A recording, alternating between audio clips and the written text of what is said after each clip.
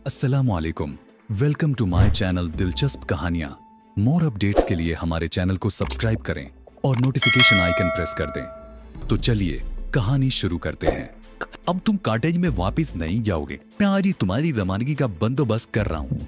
अरे नहीं मोशी आवड़, मैंने हंसकर कहा, मेरी जिंदगी को कोई खतरा लाक नहीं, क्या मैं अपनी हिफाजत भी नहीं कर सकता? ये बात नहीं, रैंडल ने मुस्तरिबाना अंदाज में कहा।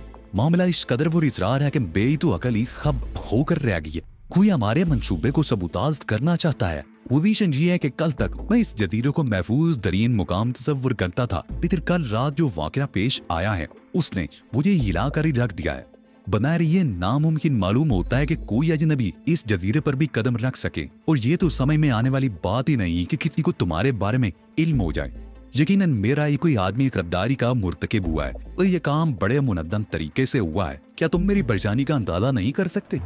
ठीक है मोशी आवड़, गया तो आप मुनासिब समझेंगे, मैं हर तरह से तैयार हूँ। तुम अब नकीता के साथ ही रहोगे। तुम्हें ब्रीफ केस के खुफिया खाने में इंतहाई मुख्तसर जिसामत के रिमोट कंट्रोल बम मिलेंगे। नकीता इनके इस्तेमाल से वाकिफ है। इसके अलावा अगर मजीद तुम्हें कोई मदद दरकार हो तो गोटेल में हमारे एजेंट तुमसे राब्ता कायम कर लेंगे और तुम्हें जो चीज भी दरकार हो वो तुम्हें फराहम कर देंगे। नकीता मुझे एक मुख्तसर सी ख्वाबगाह में ले आई। आराम करो अली, उसने मुस्कुरा कर कहा। तुम बहुत खुशकिस्मत हो, तुमने मेरी ख्वाहिश की और मैं तुम्हें मिल गई। काश तुम बेकअप में ना होती। मैंने एक ठंडी सांस लेकर कहा, बेकअप की वजह से तुम्हारा हुस्न तो खत्म होकर रह गया। आदमी बहुत नाशुक्रा होता है मिस्टर अली, नकीता ने शोखी से कहा। पहले किसी नेमत की ख्वाहिश करता है और जब वो उसे मैसर आ जाए तो उसकी नाकदरी करने लगता है। मैं किसी भी नेमत की कदर सिर्फ उस वक्त करता हूँ जब मुझे कोई मुहिम दरपेश नहीं होती, लिहाजा फिल वक्त तो मुझे माजूर ही समझो।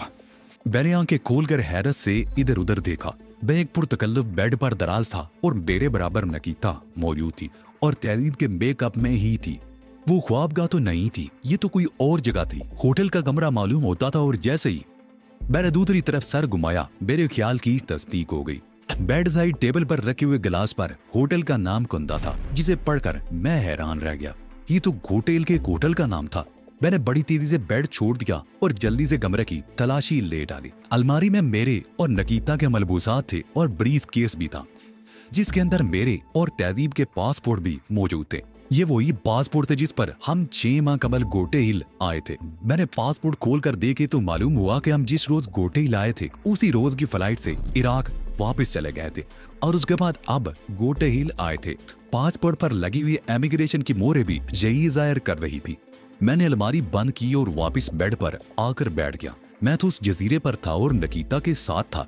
ब्रीफ केस वहीं मेरे हवाले कर दिया गया था। मैंने दोपहर का खाना नकीता के साथ ही खाया और उसके बाद चूंकि कोई काम नहीं था इसलिए जरा देर को लेटा था। और उसके बाद मेरी आंख जब खुली थी मैंने घड़ी देखी, पर्दे हटाकर खिड़की से बाहर झांका। सुबह का वक्त था, यानी दोपहर से अब तक सोता ही रहा था।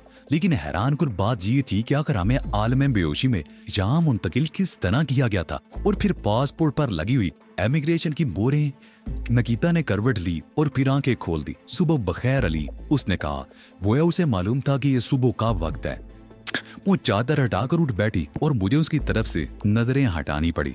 उसने शबे ख्वाबी का मुहीन लिबास ओढ़ रखा था। बाथरूम उस तरफ है। मैंने हाथ उठाकर, पहले ढंग का लिबास पहन कर आओ, फिर कोई और बात होगी। क्यों, क्या इसमें बुरी लग रही हो?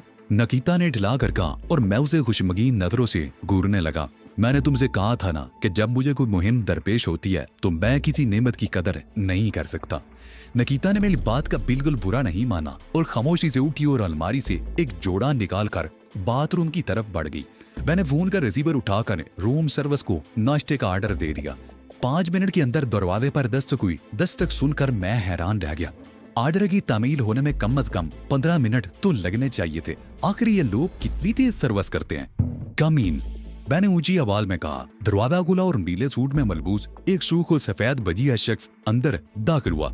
गुड मॉर्निंग मिस्टर अली, उस शख्स ने मोदबाना अंदाज में कहा। मैं डेविड रियान हूँ, इस होटल का चीफ सिक्योरिटी ऑफिसर। मैंने तफीमी अंदाज में सर को जुम्बश दी। क्या यहाँ का पूरा अमला ईगल से मुतल्लक है? ये होटल दरअसल मोशी आवड़ की मलकियत है और यहाँ के बेशतर अमले का ताल्लुक भी ईगल से ही है। इससे हमें ये सहूलत है कि हम किसी की नजर में आए बगैर अपना काम कर सकते हैं। मैं समझ गया। ये बताओ ईगल की गोटेल बनाज का इंचार्ज कौन है? यही खाकसार इंचार्ज है। डेविड रियान ने इंकिसारी से कहा, और मुझे आपके हर हुक्म की तामील करने का हुक्म मिला है। ठीक है, मैं जरा हालात का जायजा ले लूं, फिर अगर जरूरत पड़ी तो तुम्हें जहमत दूंगा। परसों आने वाले तूफान ने गोटेल की साहिली इलाकों में बड़ी तबाही बचाई है, डेविड ने कहा। जनरल टेरेस की मजरूरियात बढ़ गई हैं।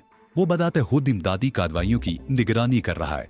यहाँ के बाद हल्कों में ये ख्याल जाहिर किया जा रहा है कि मुमकिन है वज़राए खारजा कॉन्फ्रेंस मोखर कर दी जाए। अच्छा, मैंने दिलचस्पी जाहिर करते हुए कहा, और तुम्हारा क्या ख्याल है? मेरा ख्याल है इस कॉन्फ्रेंस के इनेकाद में किसी ताखीर का इम्कान नहीं। अगर ऐसा होता तो अब तक इस सिलसिले में कोई ना कोई बात सामने आ चुकी होती। तुम्हारा तजिया दुरुस्त मालूम होता है, बैरसारी लाकर कहा। कॉन्फ्रेंस की इनेकाद के लिए मुकाम का तयन तो किया जाना होगा। जी हाँ, कॉन्फ्रेंस नेशनल असेंबली हाल में मुनक्कद होगी और उसके लिए इंतहाई सख्त हिफाजती इंतजामात किए गए हैं। अब तुम जा सकते हो मिस्टर डेविड। नाश्ते के बाद मैं तुम्हें फिर रहमत दूंगा। डेविड चला गया और उसके जाने के बाद नकीता भी नहा धोकर बाथरूम से बाहर निकल आई। किससे बातें कर रहे थे अली? नकीता ने बाल झटकते हुए पूछा। कोई डेविड रियान था, गोटेल मेडिकल का इंचार्ज। मैं उससे वाकिफ हूँ, वो बहुत रहीन आदमी है। मेरे सामने उसकी तारीफ मत करो, वरना मैं उससे रकाबत महसूस करने लगूंगा। किसी की तारीफ करने का ये मकसद तो नहीं होता, नकीता ने हंसकर कहा, और मैं संजीदा हो गया। मकसद का फर्क दरअसल तर्दे माशरत का फर्क होता है। तुम आजाद माशरे से ताल्लुक रखती हो और मैं तीसरी दुनिया का आदमी हूँ। मैं तो अपने अंदाज ही में सोचूंगा। तुम्हारी दिल लदारी हुई अली, आइंदा मैं एहतियात बरतूंगी। दिल लदारी का सबब तुम्हारा तबसरा नहीं, बल्कि बुनियादी फर्क है जो हमारे नजरियात के दरमियान हायल है। तुम लोग जिसे मोहब्बत कहते हो, हमारे यहाँ हबस कहलाती है। तुम भी सुबह सुबह क्या बातें ले बैठी? नकीता ने बोरियत से कहा। पहले नाश्ता वगैरह तो कर लें, इन बातों के लिए वक्त की कमी तो नहीं है। नाश्ते के बाद मैंने डेविड रियान को बुलवाया। हाँ मिस्टर, अब बताओ कि यहाँ की क्या सूरत हाल है? मैंने लाइटर से एक सिगरेट जलाकर कहा। वजारत खारजा कॉन्फ्रेंस के इनेकाद में 5 रोज बाकी रह गए हैं, डेविड ने कहा। उस कॉन्फ्रेंस में 16 मुस्लिम ममालिक के वज़राए खारजा शिरकत कर रहे हैं। कॉन्फ्रेंस के आफाज से एक रोज कबल तमाम ममालिक के वज़राए खारजा यहाँ मिलेंगे। कॉन्फ्रेंस के अफराद से एक रोज कबल तमाम ममालिक के वज़राए खारजा यहाँ पहुंच जाएंगे। जनरल टेरेस उन्हें फौजी एयरपोर्ट पर खुद रिसीव करेंगे, जहां से उन्हें स्टेट गेस्ट हाउस ले जाया जाएगा, और उससे अगले रोज वो नेशनल असेंबली हॉल में कॉन्फ्रेंस में शिरकत करेंगे। ये कॉन्फ्रेंस 2 रोज जारी रहेगी और उसमें इजराइल के खिलाफ किसी ऐसे इकदाम पर गौर किया जाएगा जिसके जरिए उसे कमजोर किया जा सके। गोटेल मेडिकल का अमल दखल बहुत ज्यादा है, उसके बावजूद तुम लोग इस सिलसिले में बेबस हो गए।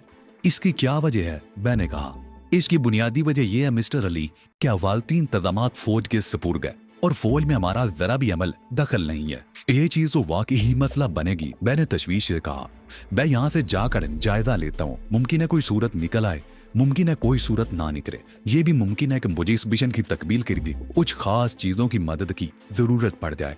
जाहिर है मुझे जिस चीज की मदद की भी जरूरत पड़ी तुम मुहैया कर दोगे, लेकिन ये भी तो मुमकिन है कि मुझे अफरादी कुव्वत की जरूरत पड़ जाए। हमारे पास उसकी भी कमी नहीं, डेविड ने तेजी से कहा।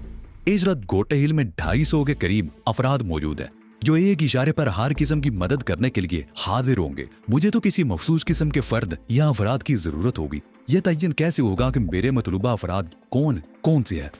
ये क्या मसला है? डेविड ने कहा। आप मुझे बताइएगा कि आपको क्या सलाहियतें मतलूब है, मैं खुद मतलूबा सलाहियतों के हामिल अफराद का इंतखाब करूंगा। नहीं मिस्टर डेविड, हमारे पास इतना वक्त नहीं। बैन मुतासवाना अंदाज में नफी में सारी लाया। बावुकात एक लम्हा अहम होता है। ठीक कह रहे हैं मिस्टर अली, लेकिन इस मसले का क्या हल हो सकता है? इसका वाहिद हल ये है कि तुम यहाँ मौजूद अपने तमाम अफराद के बारे में तफसीलात मुझे फराहम कर दो। क्या कोई ऐसी फहरिस्त जिसमें एक नज़र डालकर हर फर्द के बारे में मुकम्मल मालूमात हासिल हो जाएं? बिल्कुल है मिस्टर अली, और मैं वो फहरिस्त आपको फराहम कर दूंगा ताकि आप बवक्ते जरूरत सिर्फ हमें नामों से मुतल्ला करके अपने मतरूफा अफराद तलब कर सके। डेविड ने कमरे से फोन करके अपने तमाम अफराद की फहरिस्त वहीं तलब कर ली। मैंने उस फहरिस्त पर एक नजर डाली, उसमें तमाम मालूमात मौजूद थी। मैंने वो फहरिस्त एहतियात से ब्रीफ केस में रख दी। अब तुम चले जाओ, जब जरूरत पड़ेगी मैं खुद तुमसे राब्ता कायम कर लूंगा। मैं जनरल टेरेस को फोन करने जा रहा हूँ। मेरा क्याम टेरेस महल में ही रहेगा, इसलिए मेरी पोजीशन बहुत नाजुक होगी। याला कितनी अहम बात क्यों ना हो और उसका मेरे इल्म में आना कितना ही जरूरी क्यों ना हो, तुम मुझसे राब्ता की कोशिश नहीं करोगे। जरा सी बेएहतियाती से जनरल टेरेस मशकूक हो सकता है। अगर वो एक बार मेरी तरफ से मशकूक हो गया तो सारे किए किराए पर पानी फिर जाएगा और हम एक नाकाबिले तलाफी नुकसान से 2-4 हो जाएंगे। मैं समझता हूँ मिस्टर अली, डेविड ने उठते हुए कहा, बेफिक्र रहिए, हम ऐसी कोई कोशिश नहीं करेंगे। डेविड के जाने के बाद मैं नकीता की तरफ मुतवज्जो हो गया। क्या ख्याल है टेरेस महल, तुम फोन करोगी या मैं करूं? मैं किया देती हूँ, नकीता ने बड़े एतमाद से कहा और उठकर फोन के करीब आ गई। उसने रिसीवर उठाया और ऑपरेटर को फोन नंबर मिलाने की हिदायत की। ये नंबर तुम्हें कैसे मिला? मैंने हैरान होकर कहा, ये जनरल टेरेस की ख्वाबगाह का नंबर है। तुम अब भी ये सवाल कर रहे हो? नकीता ने हंस कर कहा, अब तो तुम्हें हमारी वसी मालूमात का आदी हो जाना चाहिए। मैं जवाब में सिर्फ सारी दाकर रह गया। वो ठीक कह रही थी, इन लोगों की मालूमात नहायत वसी और हैरान कुन थी। जजीरे पर मैं इसके कई नमूने देख चुका था। तहजीब का रोल करने के लिए नकीता को 6 माह तरबियत दी गई थी। 6 माह बहुत होते हैं। मालूम नहीं नकीता को किस किस तरह तरबियत दी गई होगी और क्या क्या मालूमात अजबर करा दी गई होगी। चंद सेकंड के अंदर अंदर ऑपरेटर ने फोन नंबर मिला दिया। नकीता ने बड़े एतमाद से रिसीवर थाम कर हेलो कहा। दूसरी तरफ से कही जाने वाली बात सुनकर वो हंसी, अरे नहीं कहती, तुम्हें तो मालूम है हम लोग बाद औकात हंगामी हालात से दो चार हो जाते हैं। नगीता तहजीब के लब्बो लहजे की बड़ी कामयाबी से नकल उतार रही थी। तफसीलात तो तुम्हें अली बताएंगे। उसने रिसीवर मेरी तरफ बढ़ा दिया। मैंने रिसीवर लेकर हेलो कहा और मेरी आवाज सुनकर कैथी ब्राउन ने शिकायत के दफ्तर खोल दिए। तुम लोगों का कहीं कोई पता भी नहीं। तुम्हें मालूम है मैं और जनरल तुम्हारे लिए कितने परेशान थे। गालिबन यही बातें उसने नकीता से भी कही थी, जिनके जवाब में नकीता ने रिसीवर मेरी तरफ बढ़ा दिया था। मुझे अंदाजा है डेर क्या थी, लेकिन फोन पर ज्यादा तफसीली गुफ्तगू तो नहीं हो सकती। ये बातें तो मुलाकात होने पर ही हो सकेगी। मुलाकात कब होगी? कैथी ब्राउन ने बेताबी से कहा। तुम कहाँ से बात कर रहे हो? हम गोटेल पहुंच चुके हैं और बस तुम्हारे पास आने के लिए रवाना होने ही वाले हैं। क्या तुम यहीं गोटेल से बात कर रहे हो? कैथी ब्राउन ने हैरान होकर कहा। क्या तुम एयरपोर्ट से बात कर रहे हो? नहीं, हम लोग एक होटल में मुकीम है। मैंने कहा मुझे मालूम था कि होटल में क़याम की खबर सुनकर कैथी ब्राउन बरहम हो जाएगी और वही हुआ जिसका खतरा था। तुम लोगों को क्या हो गया है? आखिर होटल में क़याम करने की जरूरत ही क्या थी? कैथी ब्राउन के लहजे से शदीद नाराजगी झलक रही थी। मुझे होटल का नाम और कमरे का नंबर बताओ, मैं खुद तुम्हें लेने आ रही हूँ। ज़ाहिर तुम्हें तकलीफ करने की जरूरत नहीं कहती। हम आध घंटे के अंदर तुम्हारे पास पहुँच जाएंगे। अगर इससे मुझे तकलीफ होती है तो तुम्हारे यहाँ आने से इस तकलीफ में और इजाफा हो जाएगा और बेहतर यह है कि तुम यहाँ ना आओ, वहीं होटल में ही रहते रहो। ओहो, मैंने हंस कर कहा, तुम बहुत जल्दी नाराज हो जाती हो। खैर, होटल का नाम और कमरे का नंबर नोट करो। मैंने उसे दोनों चीजों से आगाह करके फोन बंद कर दिया। तुम खुशकिस्मत हो अली कि तुम्हें ऐसे जानिसार दोस्त मयसर हैं, नकीता ने कहा। मेरी इससे भी बड़ी खुशकिस्मती ये है कि मैंने अपनी मंजिल का सुराग पा लिया है, वरना मैं एक गुमराहकुन नजरिए के पीछे ही दौड़ा रह जाता और मुझे कभी मंजिल ना मिलती। कैथी ब्राउन 10 मिनट के अंदर अंदर हमारे कमरे तक पहुंच गई। उसने दरवाजे पर दस्तक देने तक की जहमत गवारा नहीं की और अंदर घुसती चली आई थी। उसकी इस कदर जल्द यहाँ पहुंचने का मतलब ये था कि वो फोन बंद करते ही टेरेस महल से निकल खड़ी हुई थी।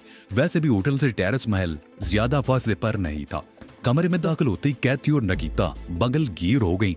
नकीता ने उसी अंदाज में गर्मजोशी का इजहार किया था जिस तरह तहजीब गर्मजोशी जाहिर किया करती थी। तुमने तो कमाल ही कर दिया, नकीता ने हैरत जाहिर करते हुए कहा। इतनी जल्दी यहाँ कैसे पहुंच गई? क्योंकि अब मैं मजीद इंतजार नहीं कर सकती थी, कैथी ने हंसते हुए कहा। सिक्योरिटी वाले मुझे गोटेल की सड़कों पर तलाश करते फिर रहे होंगे। तुम पहले के मुकाबले में कुछ मोटी हो गई हो। मैंने मज़ाहिया अंदाज में कहा, सुना है मोटे लोगों में कुव्वत बर्दाश्त की कमी होती है। तुमसे तो मैं बहुत अच्छी तरह निपटूंगी अली। परसों बात तुम्हारी सूरत देखने को मिली है। अल्लाह खैर करे, मैंने घबराए हुए अंदाज में कहा। मालूम नहीं अब मेरे साथ किस किस्म का सलूक हो। जनरल भी तुम्हारी वजह से बहुत परेशान थे। अब हम सारी कसर निकाल लेंगे। 6 माह तक तुम्हें कहीं नहीं जाने देंगे। अरे नहीं, मैं वाकई घबरा गया। ऐसा गदब मत करना, बहुत से काम अधूरे पड़े हैं। ये तो वाकई बहुत लंबी सजा हो जाएगी कैथी, नकीता ने कहा। मैं तुमसे सजा में तखफीफ की दरख्वास्त करूंगी। मुकदमा तो बाद में निपटाया जाएगा, फिलहाल तो सामान समेटो और मेरे साथ चलो। कैथी ब्राउन बगैर किसी हिफाजती दस्ते के चली आई थी। जिस कार में वो आई थी उसका ताल्लुक टेरेस महल से तो था, मगर उस पर नंबर प्लेट प्राइवेट थी। लेकिन उससे क्या होता, वो गोटेल की खातून अव्वल थी और लोग उसे पहचानते थे। अगर ये एक बड़ा होटल था, लेकिन उसके बावजूद लोग जमा हो गए थे। होटल की इंतजामिया को मेरे और जनरल टेरेस के ताल्लुकात का इल्म था, लेकिन उन्हें ये अंदाजा नहीं था कि मेरी वजह से ये सूरत हाल भी पैदा हो सकती है।